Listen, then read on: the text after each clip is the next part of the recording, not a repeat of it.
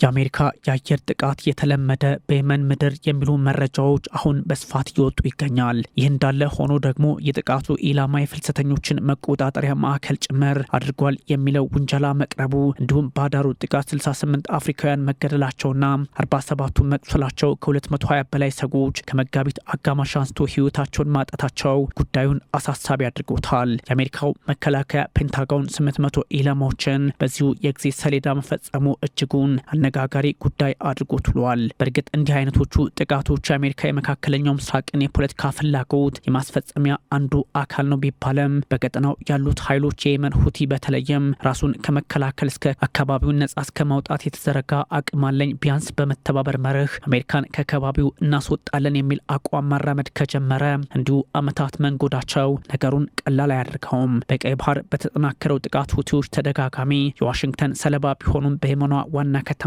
ሰናም፣ ሆዴዳ የወደብ ከተማ፣ ሳዳ ግዛትና መሰል ቦታዎች ላይ የሚሰነዘረው ጥቃት እንድንበረታ እንጂ አቅማችን እንዲዳከም አያደርግም በሚል የሙጠኝ እንዳሉባቸው ናቸው። ታዲያ የአሜሪካው ማዕከላዊ እዝ ሴንትኮም ማለትም ደቡብና ማዕከላዊ ኤዥያን፣ መካከለኛው ምስራቅን፣ ሰሜን አፍሪካን ጨምሮ የሚቆጣጠረው በጥቅሉ ኢራን፣ ካታር፣ ኢራቅና እስራኤልን ሳውዲን ጨምሮ 21 ሀገራትን የሚያካልለው ኃይል 800 ጥቃቶችን በአንድ ወር ከ12 ቀናት ውስጥ መፈጸሙን በፔንታጎን በኩል መግለጹ የሚሰጠው ወታደራዊ ትርጓሜ ቀጠናዊ ጭምር ሆኗል። በሰሜናዊ የመን ሰና ከተማ በኒ አልሐሪዝ ከባቢ ላይ የተፈጸመው ጥቃት ደግሞ የመንግስታቱ ድርጅትን ሳይቀር ሊያበሳጭ የሚገባው ጉዳይ ነው። ለዛውም አፍሪካውያን ስደተኞች ባሉበት ማዕከል የተፈጸመው ጥቃት ከሰብአዊነት አንጻርስ እንዴት ይታያል የሚል ጥያቄ ከግራም ከቀኝም እየተነሳ ነው። እሁድ አመሻሹንም በየመን አምራርና ሳዳ አካባቢ አደገኛ አየር ጥቃት ሰንዝሯል። በጥቅሉ ሙሉ የመን ተናጠች ወደሚል ድምዳሜ የሚወስድ ያደርገዋል በሚል የየመኑ ሁቲ ይፋ አድርገዋል።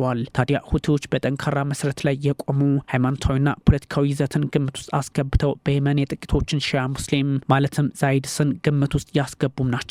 ታዲያ የመካከለኛው ምስራቅን ፖለቲካ የሚረዱት ከዚህኛው ትንታኔ አንጻር በመሆኑ ነገሮች ከሃይማኖትም ከፖለቲካ አንጻርም እንዳይቋጩ እያደረጉ መጥተዋል።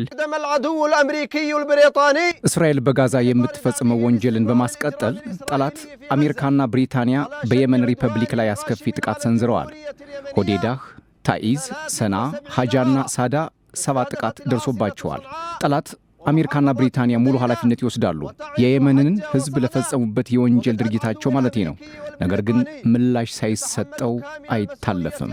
ወለን የሙረ ዱነ ረድን ወዱነ ዒጋብ ሁቲዎች ራሳቸውን ኢራን የምትመራው የተገዳዳሪዎች አሊያም የተቃዋሚዎች ጥምረት አባል ያደረጉ ሲሆን ለዚህም ጠላት አሜሪካ፣ እስራኤልና በጥቅሉ ምዕራቡ ብለው ፈርጀው ይንቀሳቀሳሉ። ከሊባኖሱ ሄዝቦላ፣ ከጋዛው ሐማስ፣ ከኢራቅ ኃይሎችና ከካታይቦች ጋር በመሆን እነዚህን ሀገራት መመከት ቀጠናዊ ግዴታችን ነው የሚል እምነት አላቸው። ሁቲዎች ቀደም ሲል አንሳራላህ ወይንም የፈጣሪ ተከታዮች በሚል ስማቸው በ1990ዎቹ የተመሰረቱት ሁቲዎች ከመጨረሻዎቹ መስራቾች አንዱን ሁሴን አልሁቲን ስም በመውሰድ ስማቸው ሁቲ አደረጉት። ለትግላቸውም ትልቅ ምክንያት ሆናቸው ይባላል። በአሁኑ ሰዓት የሁቲ መሪ የሁሴን አልሁቲ ወንድም አብዱልማሊክ አልሁቲን በማድረግም በቀጠናው ላይ በተለይም ከህንድ ውቅያኖስ ኤደን ባህረ ሰላጤ በብ አልመንደብ አለፍ ሲልም እስከ ሰሜናዊ ቀይ ባህር ወታደራዊ አቅማቸውን በማስፋት ዋሽንግተንና ቴልአቪቭን ይፋለሙ ይዘዋል። በ2000ዎቹ ቀደም ብሎ የየመንን የረጅም ጊዜ አምባገነን ፕሬዚዳንት የሚሉትን አሊ አብዱላህ ሳሌህን ሲዋጉ ቆይተው በመነሻቸው ሰሜናዊ የመን ሙሉ የስልጣኔ በላይነትን ለማግኘት ጣሩ። በእርግጥም ተሳካላቸው ይባላቸዋል። ሁቲዎች በ2011 የአረብ አብዮት ሁቲዎች አጋጣሚውን ተጠቅመው ከስልጣን በማስነሳት ምክትላቸውን አብዱራቡ ማንሱር ሃዲን ወደ መንበሩ እንዲያመጡ የቀድሞ ፕሬዝዳንት በማድረግ ሁኔታዎችን አስለወጡባቸው። ታዲያ አንድ ለእናቱ የየመን መሪ የነበሩት ሰው መንግስታቸውን በሁቲዎች ጫና አማካኝነት ማስቀጠል አልቻሉም። 2015 ላይ አብዛኛውን የየመን ክፍል ተቆጣጥረው የሃዲን መንግስት እንዲኮበልል አድርገው ከነ ሳውዲ ጋርም መፋለም መጀመራቸው ለዛሬው ብርታታቸው እንደ ዋነኛ ድልዳያቸው ሆነዋል። ለዚህም ነው ዛሬ የአሜሪካ የበረታው ጥቃት ምንም ሊያደርጋቸው አይችልም የሚል መረጃ እየወጣ የሚገኘው። ሪያድ የቀጠናውን ተገዳዳሪዋን የሱኒና ሺያ ሙስሊም ልዩነት ጸበኛዋን በታሪክም እንዲሁ እናንተ እነማን ናችሁ በሚል የምትተናኮሳትን ቴህራን በመስጋት ሁቲዎችን ለ9 ግብፅን ጨምራ ለመፋለም ሞክራ ነበር። በእርግጥ የሳውዲ መንግስት የና አያቶላዎቹ አገዛዝ የየመን ምድር ይሆንብናል የሚል ስጋት ስለነበረበት ቀጠናዊ ተጽዕኖ ፈጣሪነታቸውን ላለማጣት አማራጩ አንስራላሆችን ለመውጋት እንደነበር በጊዜው ይፋ አድርገው ነበር። የአረብ ሀገራትን ጥምረት የፈጠረችው ሪያድ ሁቲን ከየመን ማስወጣት ቀርቶ ሰንዓን ለሃዲ መንግስት አለመመለሷና የኤደኑ መንግስት በስደት የመንን መራ ከማለት ያልተሻገረ ውጤት ማስመዝገቧ በእርግጥም ዛሬ ጥያቄውን አወሳስቦታል። ሳውዲ ከጦርነት ይልቅ ሁቲዎች ጋር ሰላም ማውረድ ያሻል ወደሚል ድምዳሜ ለመድረስም ተገዳ የነበረበት ጊዜ ቅርብ ነው። እንደ አርምድ ኮንፍሊክት ኤንድ ኤቨንት ዴታ ፕሮጀክት ከ160 ሺህ በላይ ሰዎች ህይወታቸውን አጥተዋል። ከ4 ሚሊዮን በላይ የሚሆኑት ደግሞ ከቤት ንብረታቸው ተፈናቅለዋል። ከ19.5 ሚሊዮን በላይ ህዝብም እርዳታ በየመን ምድር እንዲፈልግ ያደረገ ለ10 ዓመታት የዘለቀ ጦርነትም አካሂደዋል። ለዚህም ነው የዛሬውም ጦርነት በሁቲዎች በቀላሉ አይታይም አሊያም አይበገሩም በሚል በርካቶች ሀሳባቸውን እያስቀመጡ የሚገኘው።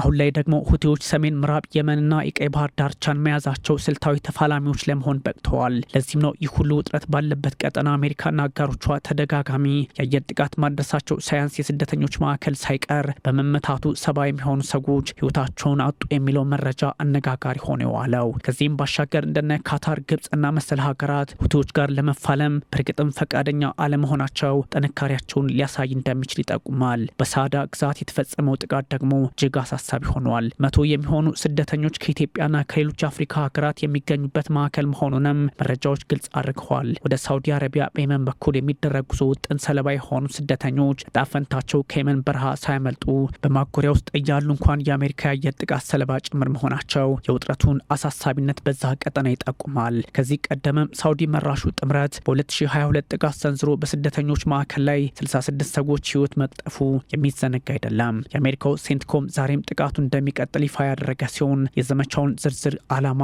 በግልጽ አለማስቀመጡ ነገሩን አደገኛ ያደርገዋል። ለዚህም ነው ተንታኞች አሜሪካን ሳይቀር የሚተቹት። የተጠና ጥቃት እንፈጽማለን፣ ነገር ግን ከዚህ በፊት የሆነውን ወደፊትም የምናደርገውን አናብራራ ማዕከላዊ እዙ ማለቱ የተጠናው ጥቃት የታለ ለምን ስደተኞች ላይ የሚል ጥያቄ እንዲነሳ የሚያደርግም ሆኗል። የአሁኑ ጥቃት ችግሩ አሜሪካን በየመን ያላትን ዘመቻ ግልጽ የሆነ ስትራቴጂ የሌለው መሆኑን ያሳየ ነው። የሚፈልጉት ሁቲን ማጥፋትና ከዚህ በላይ ለዓለም አቀፍ የመርከቦች እንቅስቃሴ ስጋት እንዳይሆን ነበር። ነገር ግን ያ አልሰራም። ሁቲ በቀይ ባህር የእስራኤልና የአጋሮቿ መርከቦች መንቀሳቀስ የማይችሉበትን ወታደራዊ አጋጣሚ መፍጠሩ አሜሪካን አበሳጭቷታል። ሁቲም እስራኤል በጋዛ የከፈተችውን ጦርነት ካላቆመች ጥቃቴ ይቀጥላል ይላል። አሜሪካን በቀይ ባህር ሁቲ እጁን አጣጥፎ ይቀመጥ ካልሆነ ይደበደባል በሚል የሙጥኝ እንዳለች ነው። ለዚህም ነው ጠቅላይ ሚኒስትር ቤንያሚን ኔታንያሁ በተደጋጋሚ ዓላማችንን በየመን ምድርም እናሳካለን የሚሉት። ጥቂት ቀደም ብሎ በየመን ሰንዓና በባህር ዳርቻው በሁቲ አሸባሪ ኃይል ላይ የአየር ኃይሉ ጥቃት ሰንዝሯል። የኢራን ሰይጣኖችን ጥምረት ሙሉ ለሙሉ ለማጥፋት ቆርጠን ተነስተናል። ይህን ስራችንን እስከምናጠናቅቅ ከአቋማችን ዝንፍ ሳንድል እንቀጥልበታል። አሜሪካ ከቀይ ባህር በኩል በዩኤስኤስ ሃሪ ኤስ ትሩማን ከአረቢያን ባህር በኩል ደግሞ በዩኤስኤስ ካርል ቪንሰን ሁቲዎችን በመምታት ላይ እንዳለች ይታወቃል። ሁቲ ጥቃቱን ማውገዙም ይፋ ሆኗል። እንዲህ አይነቶቹ ጉዳዮች የመካከለኛው ምስራቅ ፖለቲካ ከማናወጡም ባሻገር የዓለምን ፖለቲካ ወደ ሌላ ምዕራፍ ሊወስደው የሚችል በመሆኑ አሁንም ቆም ብሎ ማሰብ ከአሜሪካም ከሁቲዎችም በኩል እንደሚያስፈልግ የፖለቲካ ተንታኞች ምክረ ሀሳባቸውን ያስቀምጣሉ። يتحمل المعتدي الأمريكي كافة التداعيات